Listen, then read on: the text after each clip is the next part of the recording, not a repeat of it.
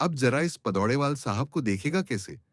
ये बोल रहा है कि रावण का भी अंत हुआ था, कंस का भी अंत हुआ था, हिटलर और मुसोलिनी का भी अंत हुआ था, और आज उन सब लोगों से लोग नफरत करते हैं। आज हमारे देश में तानाशाही चरम पर है। तानाशाही और अहंकार करने वालों का अंत बहुत बुरा होता है। मतलब आप सोचिए कि एक ऐसा शख्स जिसने मुंह पे मास्क पहनकर दंगे और आग लगाने को बोल के लद्दाख जलाने की कोशिश करी है, लेह लद्दाख में पूरी तरह से आग लगाने को कहा है, बाय द नेम ऑफ जीन जीच उसको, ये पदौड़ेवाल बचाने की कोशिश कर रहा है। कहीं ये भी इस सब में शामिल तो नहीं?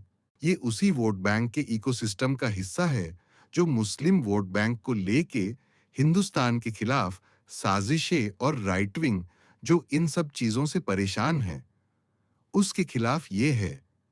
आखिर पदौड़ेवाल साहब है, क्या कह सकते हैं? चलिए अगले न्यूज पे चलते हैं। ये शौर्या मिश्रा जी है।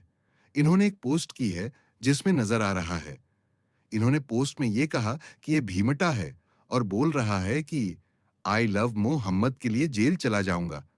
जवाब में उन्होंने इस भीमटे को पोस्ट किया कि भैया आप खतना करा लीजिए, हलाला करवा लीजिए हमको क्या। खैर उनकी बात भी सही है, उन भीमतों को अपना खतना करा लेना चाहिए। ये दो नवों पे पांव रख रहे हैं। और वैसे भी भीमराव आंबेडकर ने अपनी किताब में कह गए हैं कि मुसलमान देशभक्त नहीं हो सकता, वो कभी भी देश के प्रति वफादार नहीं हो सकता। फिर भी कीड़े उछल रहे हैं तो खैर।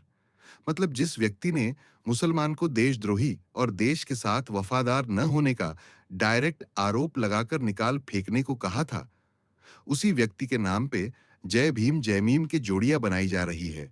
ये तो गजब का गद्दारी है भाई। खैर छोड़ो, उनको खतना कराना ही है तो क्या कर सकते हैं। चलिए अगले न्यूज पर चलते हैं। अब इस हराम के पिल्ले को देखिए, ये वही है। जरा देखिए इसके पोस्ट को। कह रहा है कि लद्दाख की जनता की आवाज पर्यावरणवादी सामाजिक कार्यकर्ता सोनम वांगचुक को जेल में डालना लोकतंत्र पर हमला और सरकार की विफलता है। ये कायरतापूर्ण कदम साबित करता है मोदी सरकार तानाशाह और निरंकुश हो चुकी है। अपनी जमीन, रोजगार और पहचान की लड़ाई लड़ना कब से देशद्रोह हो गया। लद्दाख की जनता की आवाज पर्यावरणवादी सामाजिक कार्यकर्ता सोनम वांगचुक को जेल में डालना लोकतंत्र पर हमला और सरकार की विफलता है। ये कायरतापूर्ण कदम साबित करता है मोदी सरकार तानाशाह और निरंकुश हो चुकी है। अपनी जमीन, रोजगार और पहचान की लड़ाई लड़ना कब से देशद्रोह हो गया।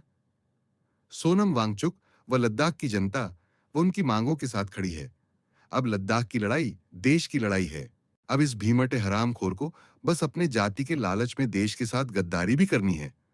अबे अंधे, अरे दिमागी अपंग, थोड़ा तो बुद्धि होती जो उसका इस्तेमाल कर लेता, दिमाग से पैदल। अबे वो दिमाग से पैदल तेरे जाति और तेरे जाति के इस अहंकारी लालच के लिए तू ये समझ रहा है कि सरकार हिंदुओं की है, इसलिए दलित को प्रॉब्लम होगी और इस हिंदू सरकार से लाड डी रहेंगे। तो सुन दिमाग से अपांग इंसान, 70 साल इसी कांग्रेस पार्टी ने तुम लोगों को अलग और पिछड़ा बना के रखा है। मुसलमानों के दलित मुस्लिम एक वाले एजेंडे को चलते, जिस वजह से तुम्हारे साथ जातिवाद भी होता रहा और एक बड़े वर्ग के साथ नाइंसाफी भी, और उसको कोई कम करने के लिए आया है।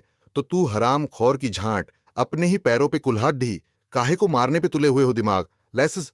इंसान तेरे में कोई अक्ल वक्ल है भी कि नहीं बे पागल इंसान। खामखा दिमाग खराब कर दिया इस इंसान ने। हिसाब तो इसका भी होगा, इसकी भी बारी आएगी। ये कहाँ बचने वाला है। खैर चलो चलते हैं अगले न्यूज पे। अब जरा इस चमची को देखिएगा, ये बोल रही है कि क्या विदेशी कोख से जन्मा बच्चा देशभक्त नहीं हो सकता क्या। मतलब आप सोचिए, इन मोहतरमा को ये हराम के पिल्ले में देशभक्त नजर आ रहा है। अब आप ही सोचिए, ऐसा इंसान जो एक आतंकवादी देश को आतंकवादी कहने से इनकार करता हो, जिनके रैलियों में पाकिस्तान जिंदाबाद के नारे लगते हो, इंशाअल्लाह भारत तेरे टुकड़े होंगे के नारे लगाने वाले हरामखोर कुत्ते इसने पाल रखे हो।